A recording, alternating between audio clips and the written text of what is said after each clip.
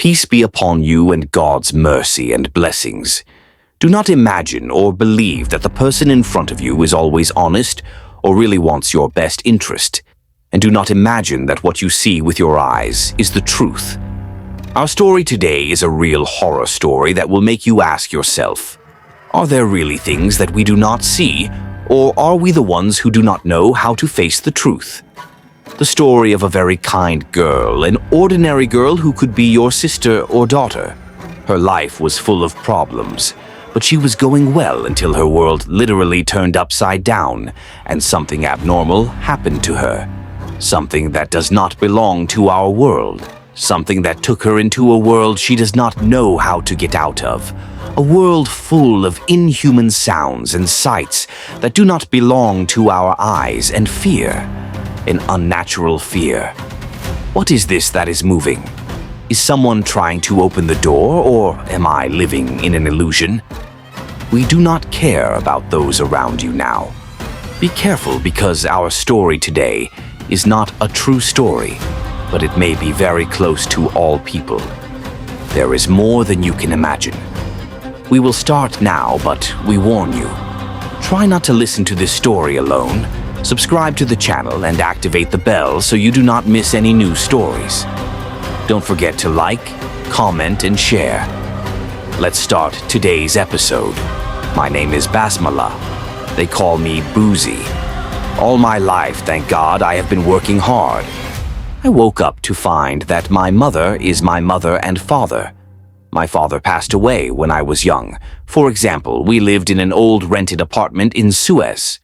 My mother was a working woman and provided for me, my sister Marwa, and my brother Abdul Rahman with my father's pension, which he used to pay all the bills, water, and electricity. Our life was good until my mother got sick.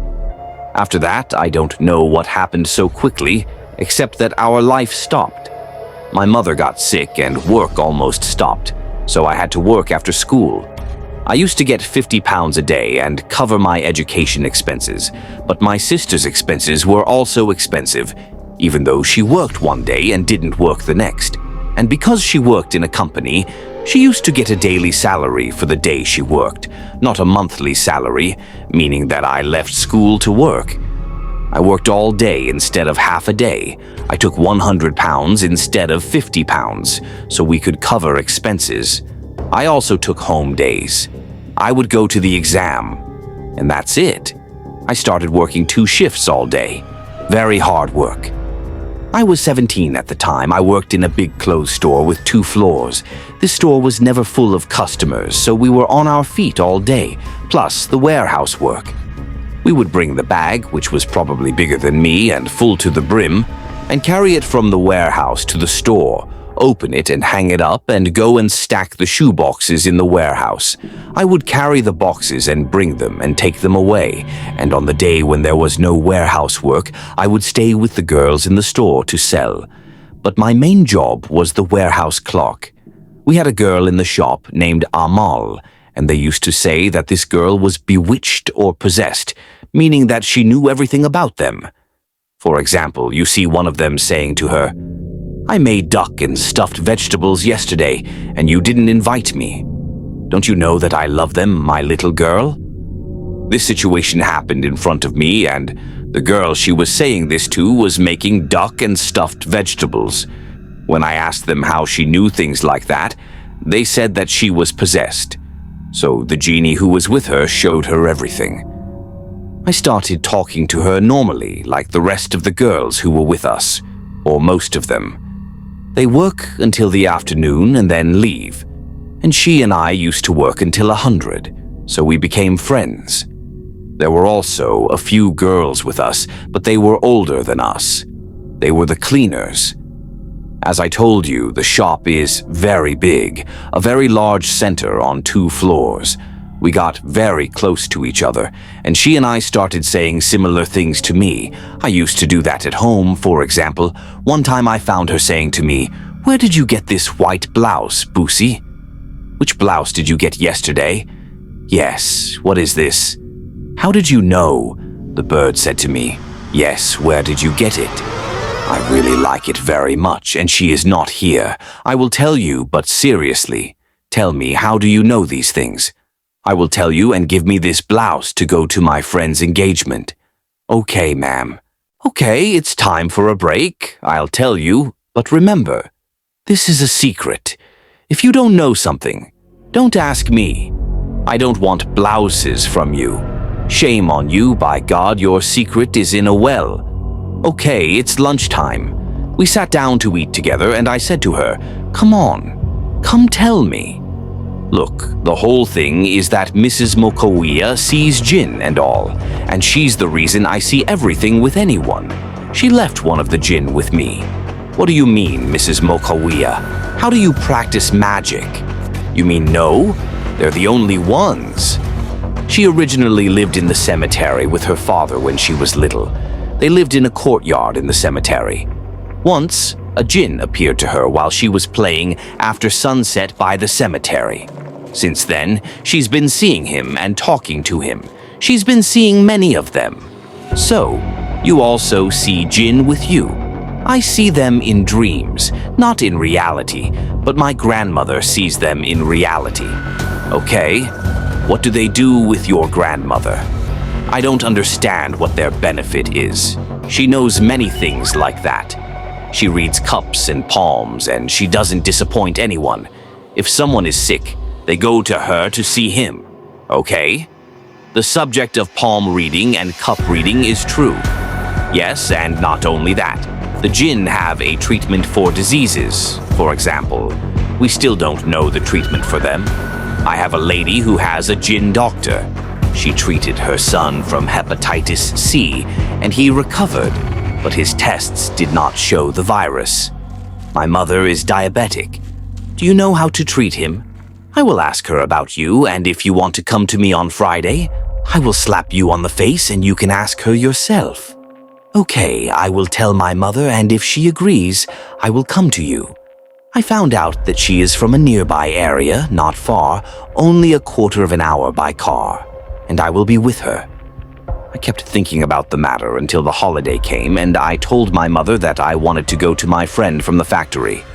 At first, she refused, so I told her, "Mom, she is tired. I want to go visit her.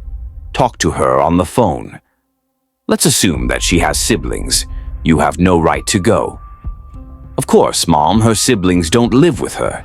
She has been living with her grandmother for a long time. What about her father and mother? They are divorced and each one is married, but far away. She has been living with her grandmother since she was young. No one lives with them except her uncle and his young children. For my sake, I will go in an hour and I will be back, Mom. After much persuasion, my mother agreed and said, "As soon as you enter the house, it is your turn to sit, and come back immediately." I ran out and got in the car and went down the street she told me about.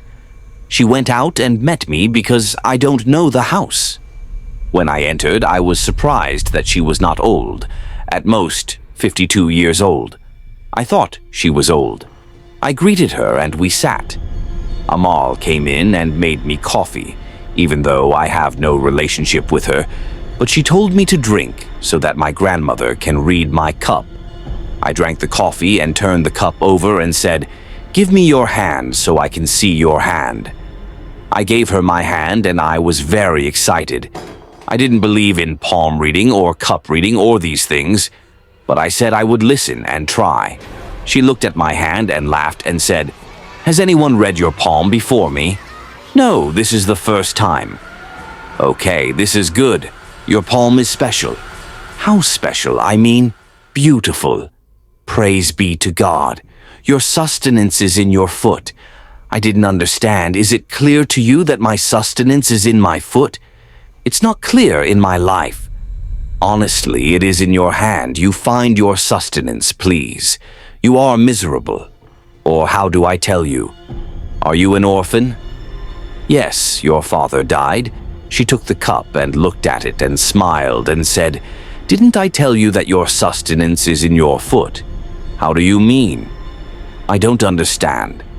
"Okay, leave me alone for 5 minutes and then I will explain to you." I entered Amal's room. After 2 minutes, she told me that she was going out to get something and would be back. When she went out, I heard her talking to her grandmother in a clear voice. No, they didn't say anything. Then she came back and brought a plate of cake. We sat talking for a while. After a quarter of an hour, for example, I found her grandmother calling us. We went out and she said to me, "Come on, Basmalah. Isn't your real name Basmalah?" "Yes, too." "Listen, my dear, there is a source of livelihood for me and you. Thanks to you, God willing. Maybe this will save you and Amal from work and trouble." "What source?" I didn't understand anything. "I will tell you, but this is between you and me. Your palm says your blood is special, meaning the Jinn. They love girls like you, they love to help them. I mean, they can cure my mother, yes, of course. This is the least they can do for you. And they can bring you a lot of money, too." "Okay, I just want them to cure my mother. This is the most important thing to me. If they have a cure, wait for me." She brought a pen and drew things on my forehead. Then she said, "Open your blouse a little." I did what she told me and wrote on my chest from the top, and a little below the throat like this. And she also wrote on my stomach. Then she asked me some questions and drew on the palm of my hand and said to me, "Close your hand on this drawing a little, and if you feel anything, tell me immediately." After a minute, I felt heat in the places I drew, very hot where I was drawing. I wrote, "Okay, open your hand, now that's all, what do you mean? I didn't understand anything. How will he treat my mother? No, this is for me. Tell me the name your mother and I will send it to her and she will be fine." I told her the name. Then she said, "Listen to me and focus well on what I'm going to tell you. If someone comes to you in a dream and offers you money, agree immediately and don't forget me. And this poor woman, we will not come, except with the money you are talking about. You will be sweet. God willing, come, I'm going. So you don't be late. Wait here. Where are you going? Erase this drawing that appears before you go out." "What is this? I forgot the drawing. It's real. I went in and washed my face and hands and went about my day normally. But I had a headache all day until my mother came in and slept. She said go to sleep. And you also don't stay up late so you don't tire me out. I will wake you up to go to work as I do every day." "Okay, Mom." Half an hour, but the movie is about to end. My mom came and slept, and my sisters slept too.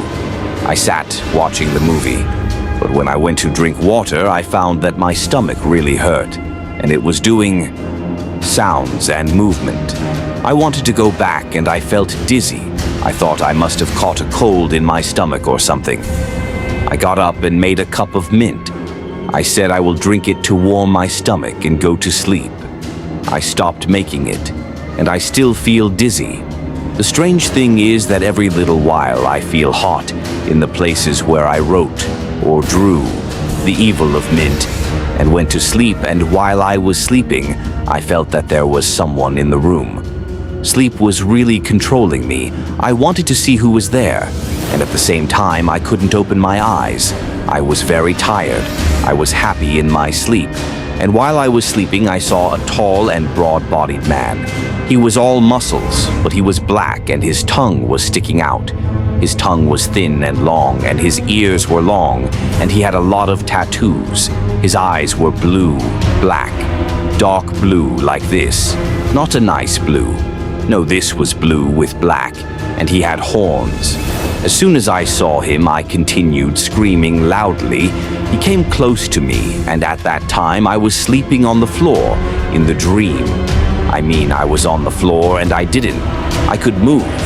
He was looking at me and turning around us quickly and in a terrifying way. The atmosphere around us was like a red mist. A very terrifying atmosphere. I don't know how to describe it much. Anyway, when I screamed loudly, he raised his hand and brought it down on my mouth. I felt my teeth break from the force of the blow. He grabbed my hair and lifted my head and put his hand inside my mouth and opened it. He opened his mouth too. There were disgusting things coming out of it, a very disgusting black substance. Sorry, I mean, if what I'm about to say is a bit disgusting, but that's what happened. He was coming down with this substance in my mouth. I felt a bitter taste in my throat because he was coming down with it in my mouth all the time from opening his mouth so forcefully. After that, he walked away from me and left me. I saw him walk, and then the world went dark. I woke up on my bed and felt a severe pain in my mouth and face. I also felt the same bitterness in my mouth. My stomach was tearing apart, and I found myself wanting to go back. I got up and leaned against the wall. I barely made it to the bathroom and threw myself on the floor. The base and I preferred to return a very black substance, and by God, I felt that my soul was leaving, and not only returning after I returned it and pressed the rinse button, I saw a small black worm coming out of the substance that I was going to return. I focused and saw several worms. Their color was black and very thin, like a thread. I was very disgusted and in pain from the pain in my stomach, but also the pain in my face was tiring me a lot, and I felt that it was swollen. I looked in the mirror and found myself in pain, and my lips, mouth, and inside were in pain, and my teeth were in pain. I mean, the blow was real, not a nightmare. I went to open the refrigerator to look for any painkiller in the medications. I found intestinal disinfectants and a painkiller. I took both and went back to bed. I did not understand what was happening. These are the Jinn who will bring me money and treat my mother. She laughed at me. Why did this woman do this to me? I opened Facebook to see if a mall was open or not, or closed. How long had she wanted to talk to her? I found it open for a few minutes. I said she did not have time to sleep. I called her several times, but she didn't answer. I said, okay, tomorrow I will meet her at work. Anyway, I read the Quran and the bedtime supplications and slept, trembling with fear. In the morning, my mom was waking me up to go to work. I got up and said, "What is this, bossy? What is this in your mouth? Why is your mouth swollen like this? Because yesterday I had a pimple on my lip. Wake up, wake up. Come put on antibiotics." Okay, Mom, I woke up, put on ointment, got dressed, and went to the center. When I arrived, I found Amal there. As soon as she saw me, she said, "What happened to your mouth? Why don't you answer me, you piece of..." I was sleeping, calling me in the middle of the night. My sister and I wanted to answer. I saw the Jinn. Your aunt said they will help me. Auntie, what should I tell you, Amal? I died yesterday. Tell your grandmother I don't want anything.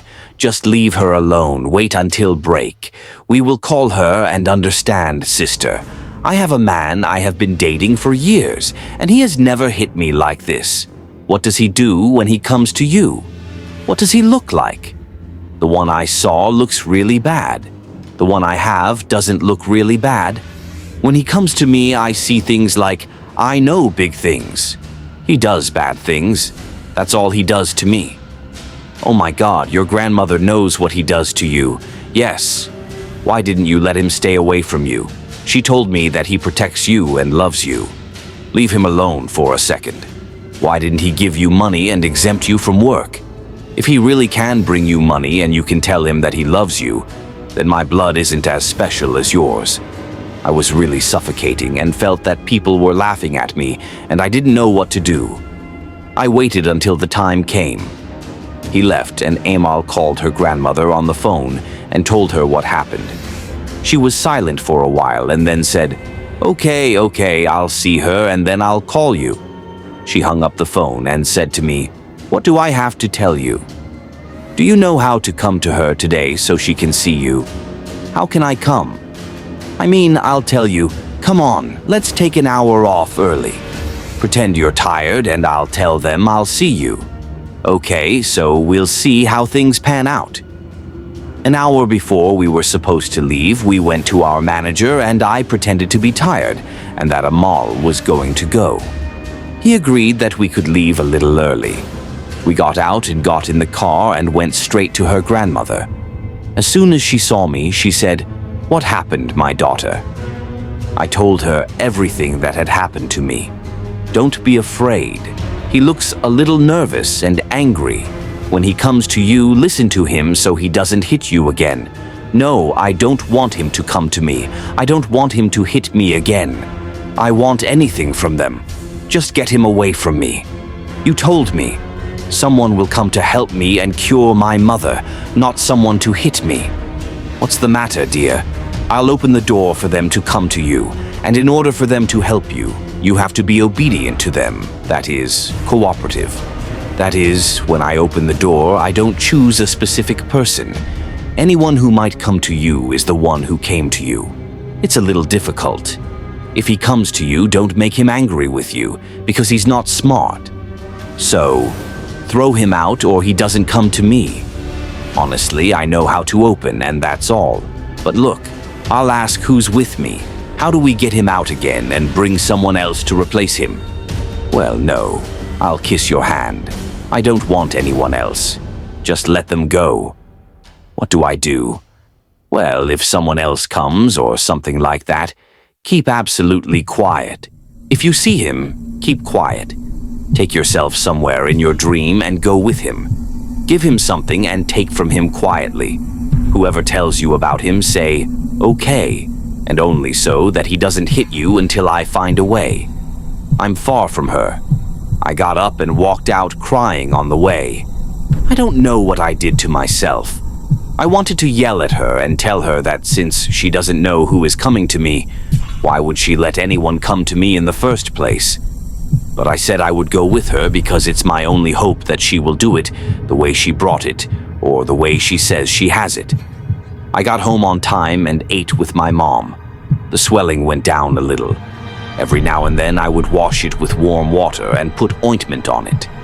I was sitting and every now and then I would feel a voice in my ear or a whisper that was not clear at all. I hope the voice disappears a little and then comes back again. I stayed like this until bedtime. I was talking to Amal on WhatsApp and telling her that I was upset with her and that her aunt was the reason for what I was going through and that I was afraid to sleep. So she sent me a message and said, I don't care, by God, that this would ever happen. It was the first time my aunt wrote on someone's body, and when I asked her after she didn't walk, she said I'm trying something. If it worked with your friend, it would be a good omen for us. Honestly, it doesn't seem to have worked, and I'm still arguing with my grandmother. By God, after you left. What does that mean, Amal? Did your grandmother tell you if I could make him walk or not? If so, should I try to fix it myself or find someone to help me? She said she would try, but by God, Boosie didn't mean to. She hung up on him. I was crying out of fear. I didn't know what to do. I brought the Quran and read a little and then went to sleep. While I was sleeping, I saw myself in a wide place, as if it was an abandoned place, but it was very big. At the end, there was a stone chair, and the same creature I saw yesterday was sitting on it. I was trembling with fear. By God, my whole body was shaking. He motioned for me without speaking to come closer, and despite my fear of him, I came closer so that he wouldn't hit me again. I came closer to him and found two people coming from behind me. They grabbed me from the sides and made me sit in front of this creature's chair. I was looking at the ground, not wanting to see what he looked like. At that moment he said, "Come pray," I said. While looking at the ground, there is no time for prayer. Now I found him raising his leg and hitting my back with it. I felt as if my back was split in half from the hit, and I was the one who said, "Set the time for prayer. Pray without speaking." I stood in the position of prayer and found my tongue tied, so I started the movements of prayer, and every time I prostrated, he put his leg on my head, and I was really unable to do that because of the pain in my back, until I found him saying, "Get out." I sat looking at the ground, and I was terrified to look at him, and after a while I found two people in the form of shadows came and stood beside me, so they made me stand and threw me to one side, and there were insects on this side and a strong bad smell, and there were black worms like the ones I was vomiting, and I kept crying while putting my hand on my mouth so that no sound would come out. Why were they standing in front of me? I did not know what to do here. I knew that I was actually asleep, so I kept saying to myself, oh my God, wake up." I sat for a while, afraid of the insects that started to appear on my body, and also afraid of the people standing in front of me who were staring at me so hard that their eyes were about to pop out of their faces. Then they pulled me towards him again and made me stand in front of him. He grabbed me by the neck, brought his face close to mine, and said, "Every day before you sleep, pray facing the opposite direction of the Qibla. Pray 5 raka'at then. 2 raka'at in a row. Pray facing the bathroom and your back to the Qibla. Do you understand?" I nodded in agreement despite myself. By God, I will never be able to describe to you the ugliness of the scene I saw in front of me. The scene was much more difficult than I had imagined. When I nodded in agreement, he said, "When you pray to me first, I will listen to you and allow you to speak. If not, I will kill you." I nodded in agreement again. He stood up with the chain. He wrapped one around my neck, one around my hands, and one around my waist. Then he tied their ends together. Then he returned to his chair, and I threw myself on the floor from the weight of these heavy chains. I woke up on my bed. I got up while catching my breath with difficulty, and I was collapsing from crying. It was dawn, so I heard my mother performing ablution, and I was literally exhausted from crying. What do I do now? What do I do? May God punish you, Amal. May God punish you and your mother. May God punish you and spare you their evil. I was collapsing and covering my face with the blanket, and I was burning to the point that the bed was shaking from under my body. My back was hurting a lot from where she had hit me. My mother came to take the curtains of the hall from my room because the closet is in the room where I sleep. I pretended to be asleep and stifled my crying because I couldn't tell her what to say. She took the curtains and went out. I prayed and felt that she would sleep again. At that moment, I felt a severe stomach ache. I went to the bathroom and said, "You will explain and I will pray and ask Allah to help me." As soon as I stood up, I felt that I wanted to go back. I quickly entered to the bathroom and preferred to go back like the night before, and every time I went back, I found the same worms. Today, I was not vomiting black substance, but rather vomiting water, but it had the same worms and some of them were visible. I performed ablution and my back was bent, and I could not stand due to the severity of the cramps. I put on my clothes with difficulty and said, "I will pray even while sitting. No problem. May Allah forgive me." I sat on the prayer rug and said, "Allahu Akbar." I did not know what to say after that, except that I was shocked from crying out loud, despite myself, until I found my mother entering the room, and she said angrily, "I do not know how to pray at all. I do not know how to recite the Quran, and I completely forgot about it." My mother sat next to me angrily. She hugged me and said, "What is wrong with you, my mother's eye?" "What is wrong with you?" I hugged my mother and I kept crying, and I was collapsing and unable to speak until I fainted and woke up in her arms. I found my neighbor, Aunt Malik, at my height. I got up and my mom was crying, and she said to my mom, "What's wrong, Abdo?" "She's fine. She's right in front of you." "What's wrong, girl? You just find her blood pressure low or something." My mom is called Abdo, short for Abdul Rahman. Anyway, I got up and my mom kept saying, "What's wrong, my girl? Why are you crying? Tell me." My aunt replied and said, "Just make her a glass of sugar water first. Let her catch her breath." My mom went out to make me the sugar water, and my aunt said to me when she came out, "Bosie, if there's something you don't want to say in front of your mom, come to me." My dear, consider me your big sister. Whatever you need or want to say, come to me." I nodded in agreement. My aunt, Malik, was much younger than my mom. My mom was 50 and she was 36, for example. But she was my mother's best friend, and she kept all my mother's secrets with her, and her secret was... With my mother came back with water or sugar, and I couldn't drink. I drank a lot of them, and my aunt got up and left. My mother kept asking me, "What's wrong with you, Bosie? What happened to you, dear?" "Nothing, Mom. Don't worry. I just had a really bad nightmare and I was scared. So I woke up to pray and felt dizzy with fear. Nothing. Don't worry about me. May your father have mercy on you, Bosie." "What's wrong?" "You've changed, dear. You've been sick for 2 days and there's not a single drop of blood on your face." "Mom." "Nothing. The whole story is that I've been having really bad nightmares for 2 days. Come, put your head in my lap so I can exorcise the evil spirits from you." I put my head in her lap and showed me my body as if I was carrying fire in it. I didn't want to show that I was tired.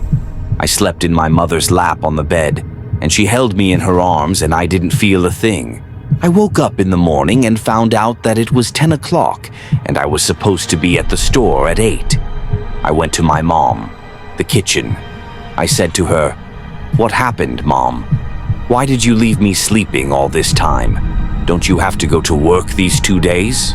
Rest a little and call them and tell them that you are sick?" I told her I would take some rest today. We had breakfast and then I went to Aunt Malik. I told my mom I would go, thank her, and sit with her for a while. I went to her after breakfast when I was sure that her husband had come down. I wanted someone to help me and I didn't want to tell my mom. It's better for her to get tired because when she gets upset, she gets tired.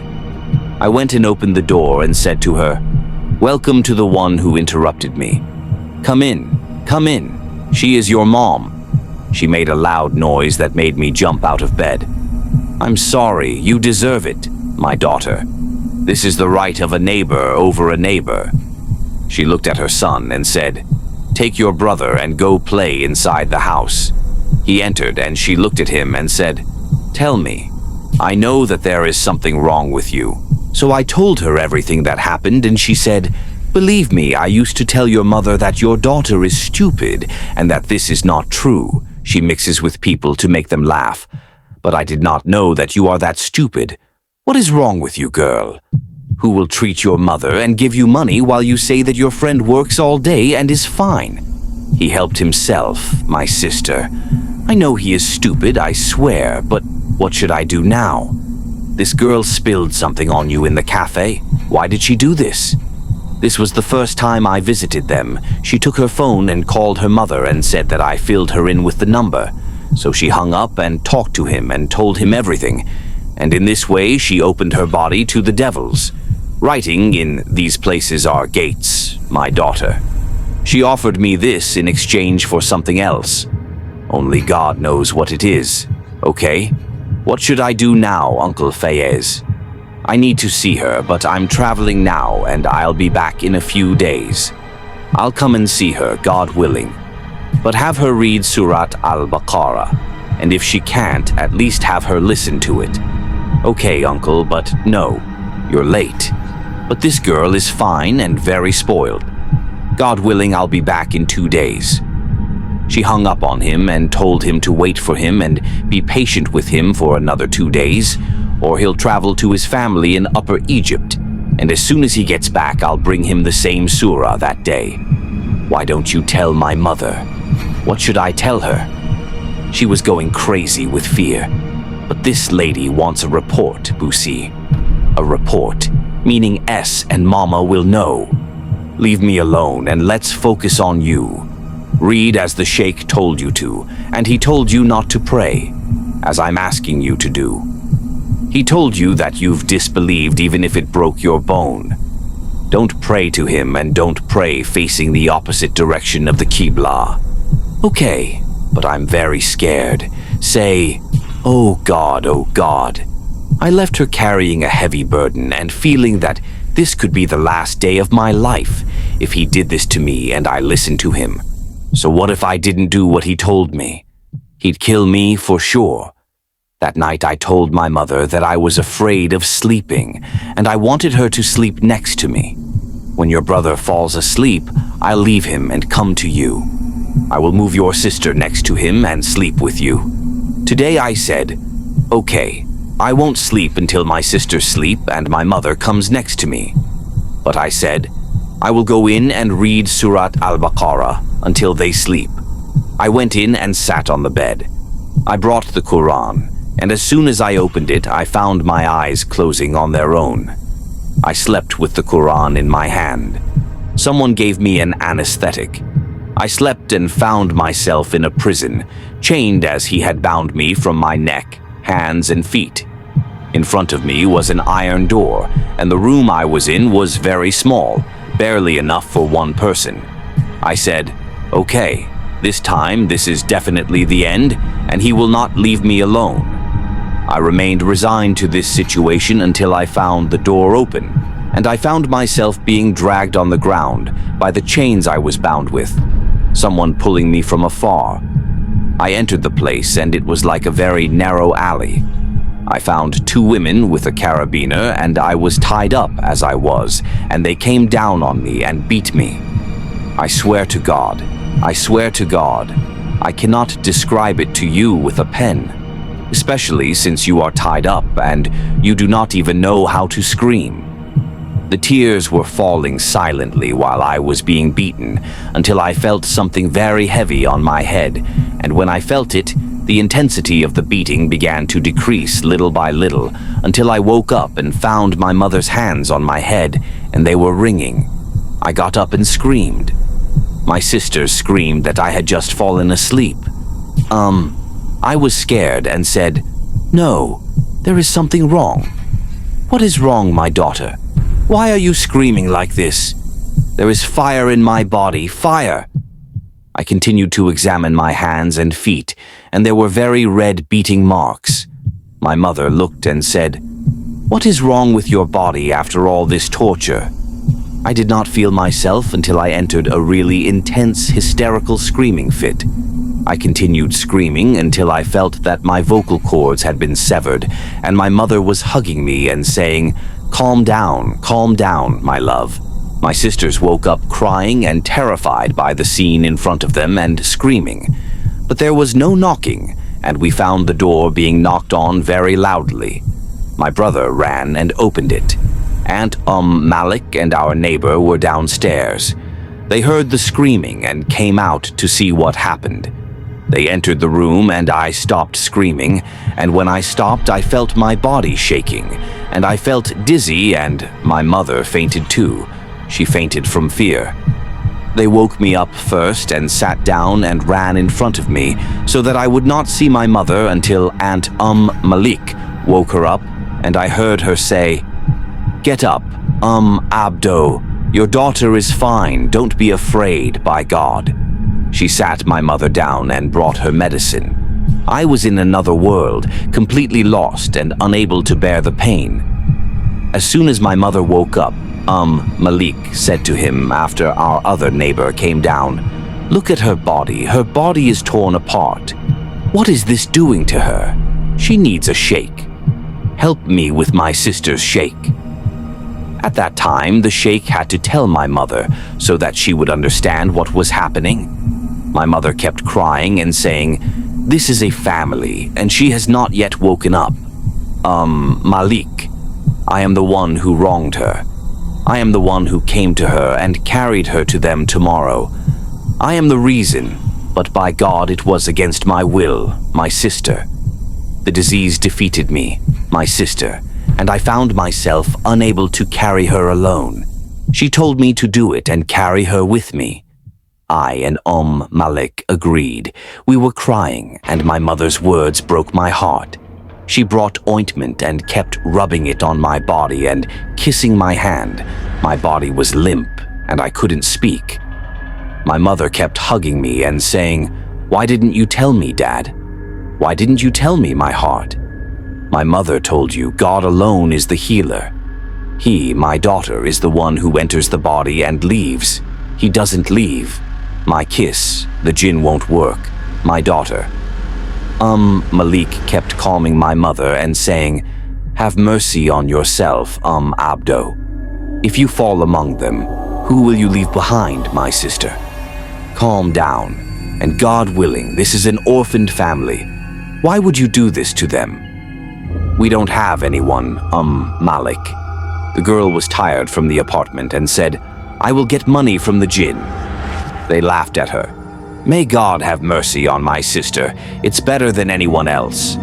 In the morning, God willing, we must go and report this guardian and her colleague at work."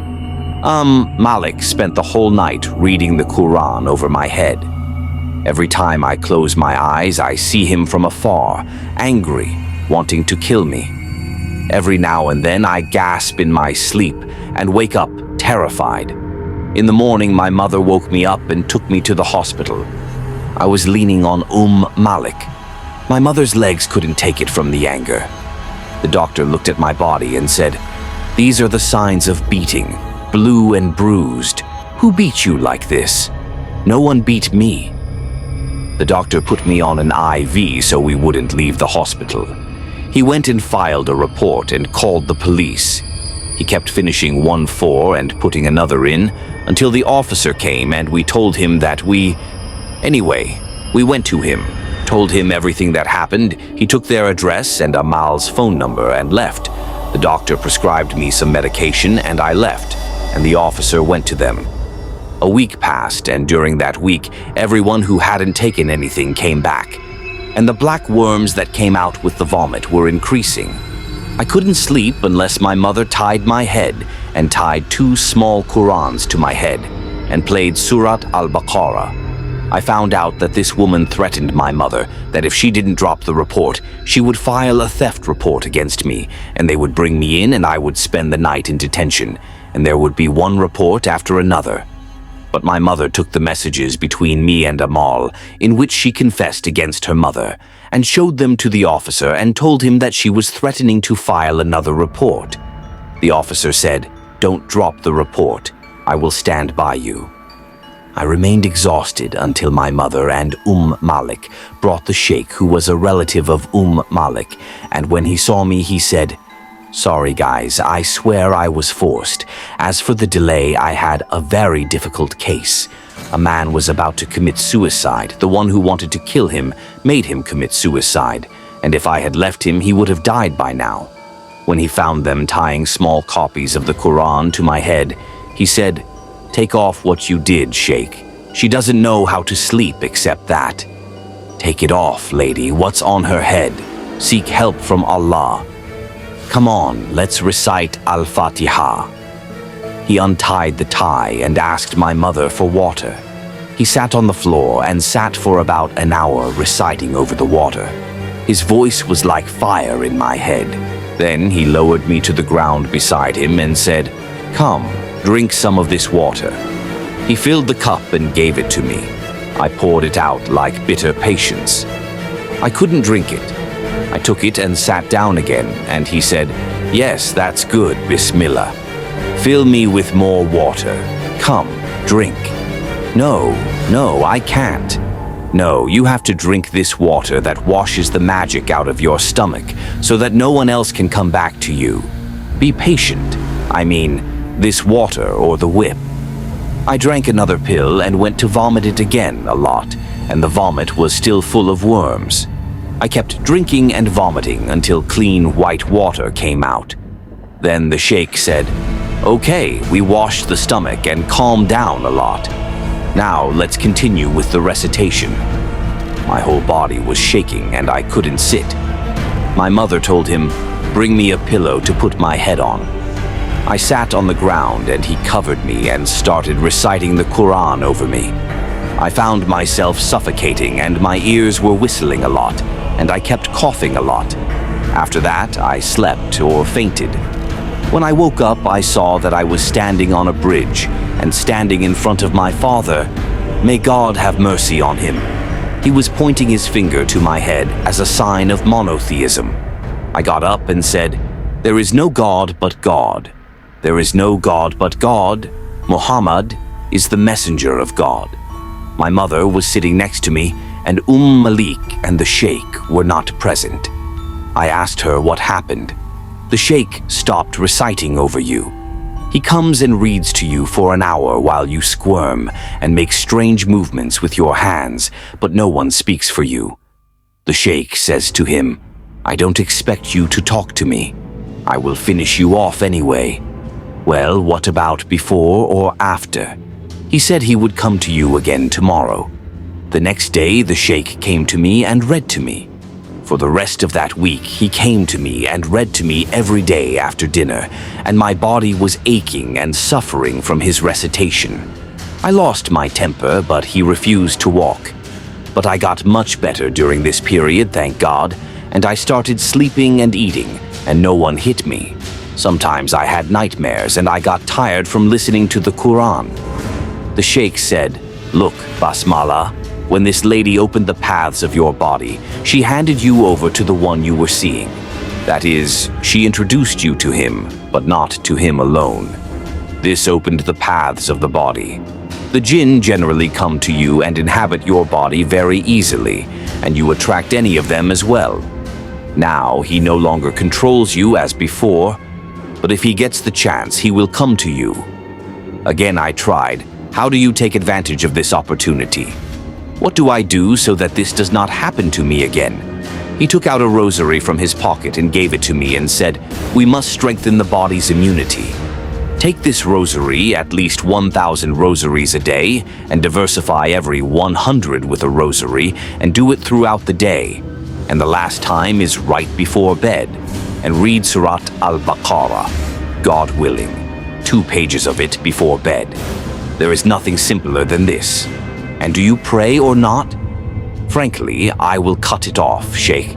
If you cut it off again, he is the one who cuts you off. Do not cut off the prayer. Pray every time at its time.' Okay. I followed the Sheikh's words literally until I got better, thank God. After months, I learned that Mrs. Amal was released on bail and left the job that Amal was in and blocked her from everywhere.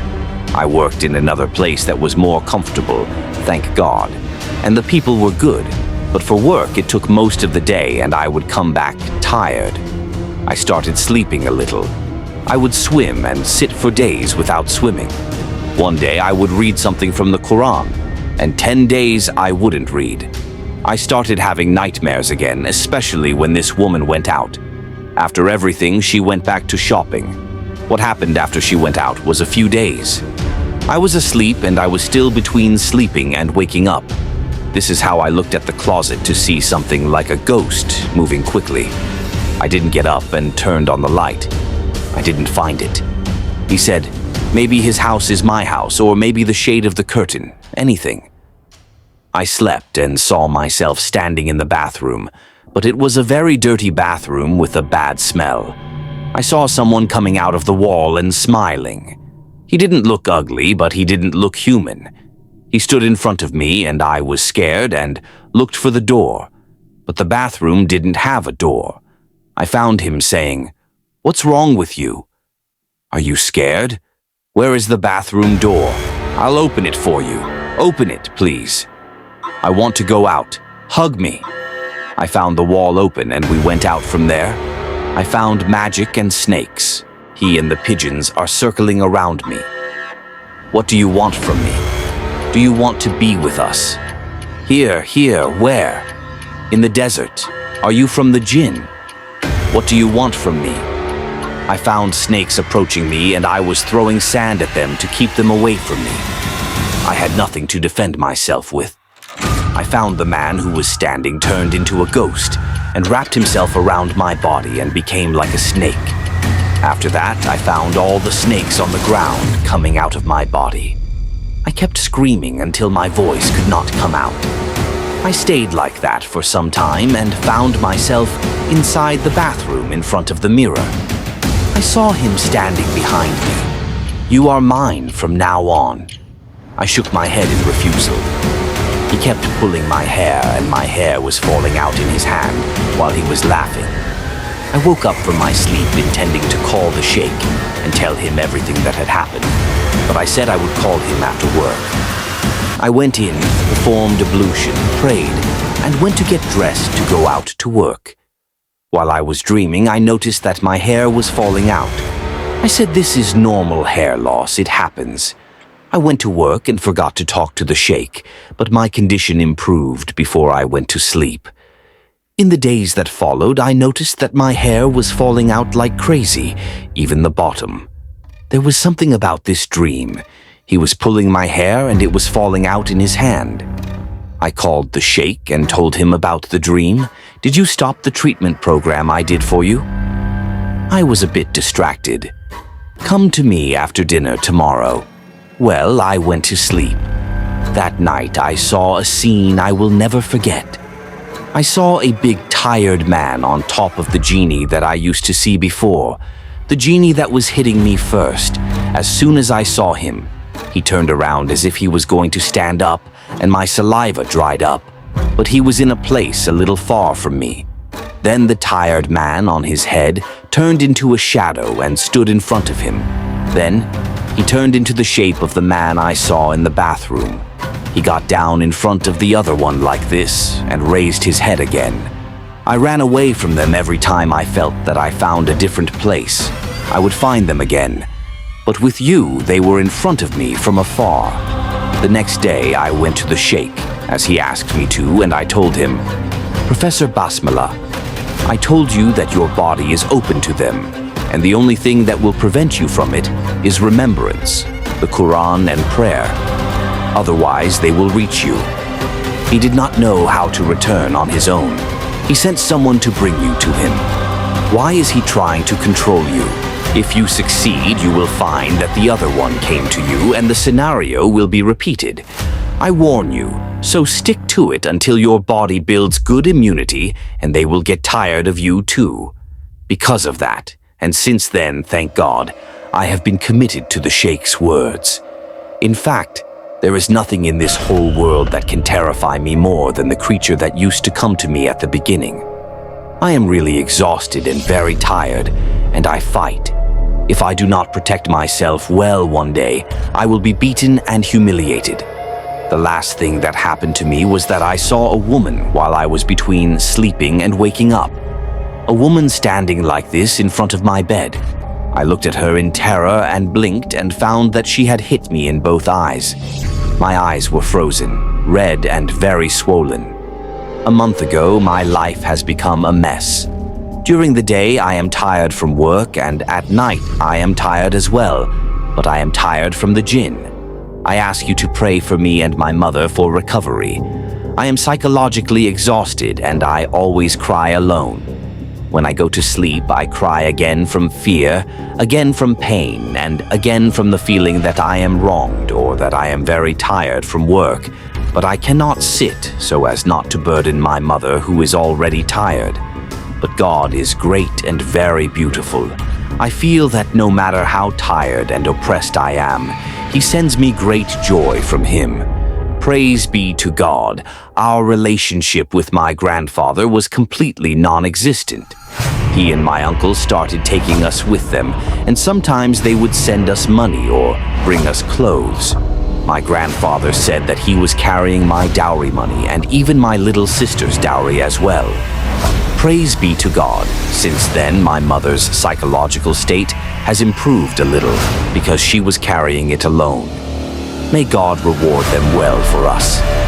This was my story. Thank you. I hope you enjoyed our journey today in the world of real horror stories.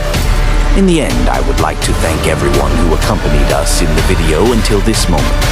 I would like to thank all the people who interact with the videos and always support the channel.